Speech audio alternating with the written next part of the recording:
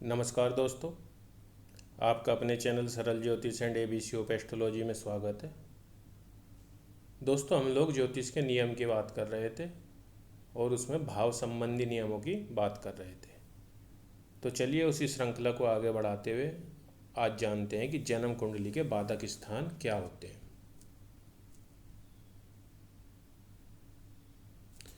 तो दोस्तों, किसी भी चर लगन से 11वां, स्थिर लगन से 9वां और द्विस्वभाव लगन से 7वां भाव, इन लग्नों के लिए बाधक स्थान होते हैं और इन बाधक स्थानों के स्वामी को बाधक कहा जाता है और इन भावों में स्थित ग्रह भी बाधा उत्पन्न करते हैं।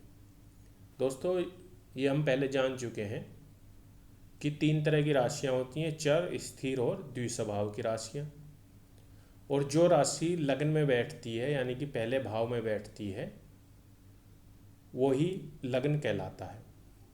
तो अगर चर राशि पहले भाव में है तो चर लग्न, स्थिर राशि पहले भाव में है तो स्थिर लग्न, और अगर द्विस्वभाव राशि पहले भाव में है तो द्विस्वभाव लग्न हुआ। तो चलिए दोस्तों, सबसे पहले चर लग्न की बात करते हैं। तो चर लग्न दोस्तों 4 हैं: 1, 4, 7, 10, यानी कि मेष, कर्क, तुला और मकर लग्न, ये चारों चर लग्न है।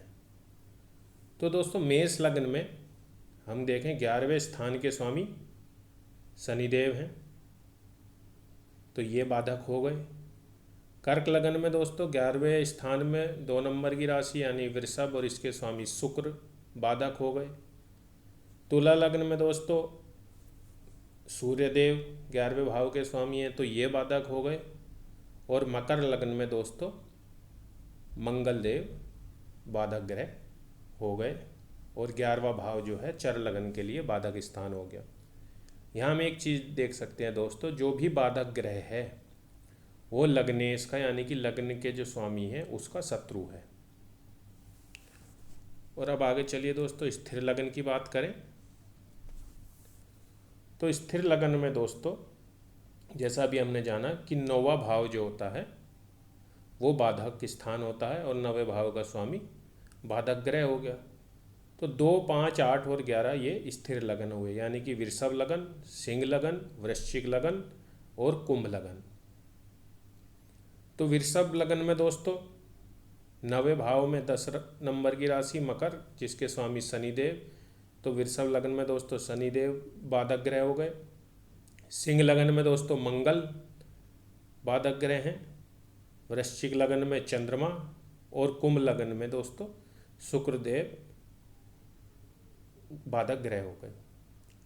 यहाँ हम एक चीज़ देख सकते हैं दोस्तों कि वृषभ लग्न में शनिदेव बाधक ग्रह हैं और नवमेश के स्वामी हैं। 9वां भाव जो होता है दोस्तों हम जानते हैं कि त्रिकोण स्थान है और हमने ये भी जाना कि त्रिकोण भाव के स्वामी हमेशा शुभ फल देते हैं। और अगर शनिदेव शुभ फल नहीं दे रहे तो इसका कारण है दोस्तों क्योंकि वो बाधक स्थान के भी स्वामी हो गए हैं।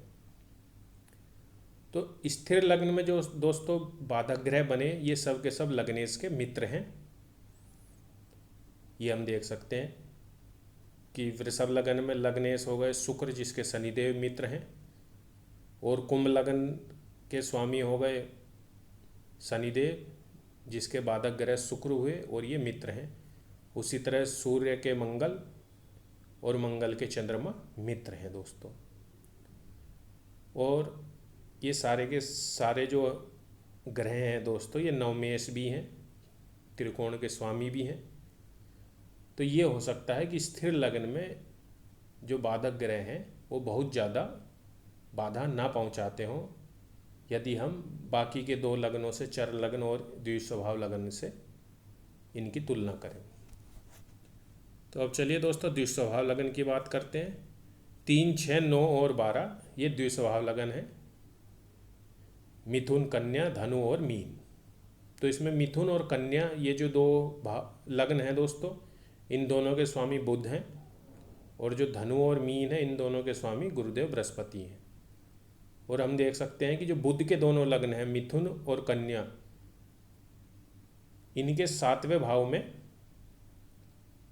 गुरुदेव बृहस्पति की राशि है यानी कि बुध के दोनों लग्नों के लिए बृहस्पति बाधक ग्रह हैं, और इसी तरह जो गुरु के दोनों लग्न हैं, धनु लग्न और मीन लग्न, इनके 7वें भाव में देखिए आप बुध की राशियां हैं दोनों, तो गुरु के दोनों लग्नों के लिए बुध जो हैं वो बाधक ग्रह हुए। एक चीज़ हम यहाँ देख सकते हैं दोस्तों कि गुरु जो हैं वो बुध को शत्रु मानते हैं, और बुध जो हैं वो गुरुदेव बृहस्पति को समग्रह मानते हैं। ये हम पीछे जब हमने ग्रहों की शत्रुता और मित्रता की बात करी थी वहाँ अच्छी तरह जान गए थे। तो दोस्तों ये बाधक ग्रह करते क्या हैं, चलिए अब ये जानते हैं। तो बाधक ग्रह अपनी दशा अंतरदशा में रोग, शोक, हानि, अपयश, तनाव और दुख देते हैं, कार्य में अड़चन पैदा करते हैं और यात्राएं करवाते हैं।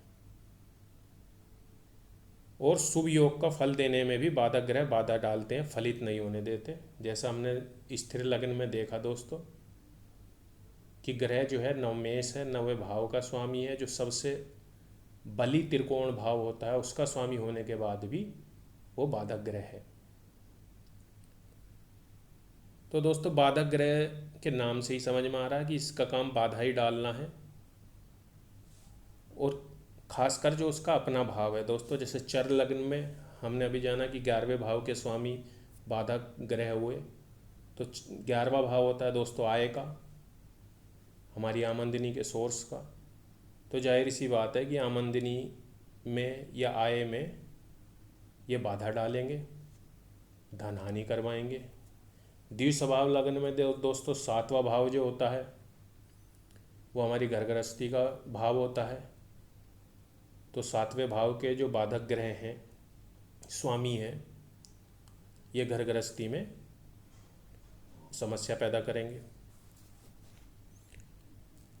और आगे दोस्तों एक नियम और है कि बाधक ग्रह अपने भाव से केंद्र या त्रिकोण स्थान में स्थित होगा तो बलवान होता है, और अपने भाव से 3, 6, 8, 12वें भाव में स्थिति से वह कमज़ोर होगा। पिछली वीडियो में हमने दोस्तों ये नियम जाना था कि किसी भी भाव से यदि केंद्र और त्रिकोण में उस भाव का स्वामी बैठा हो तो वो भाव बली होगा। तो अगर बाधक ग्रह भी अपने भाव से त्रिकोण या केंद्र में बैठा होगा दोस्तों तो वो बलवान होगा। लेकिन अगर बाधक ग्रह अपने भाव से 3, 6, 8, 12 जो ये चारों बुरे भाव जो हैं यदि यहाँ स्थित होगा तो कमज़ोर होगा। यहाँ ये ध्यान रखना है दोस्तों, बाधक भाव से बाधक ग्रह की स्थिति की बात हो रही है। तो दोस्तों हमने आज बाधक ग्रह की बात करी, आशा करता हूँ आपको अच्छा लगा होगा। ये जो बाधक ग्रह हैं दोस्तों, इनकी शांति हमें ज़रूर करवानी चाहिए, क्योंकि ये जीवन में समस्याएं ही पैदा करते हैं। हमें देख लेना चाहिए कि हमारा बाधक ग्रह कैसा है जन्म पत्रिका में, और उसकी पूजा पाठ या दान हमें ज़रूर करना चाहिए ताकि वो ग्रह शांत हो और हमारे जो कार्य हैं वो सुचारू रूप से संपन्न हो सके। तो दोस्तों प्लीज़ लाइक कीजिए, सब्सक्राइब कीजिए। अगली वीडियो में हम ज्योतिष के और नियमों को जानेंगे। नमस्ते, धन्यवाद।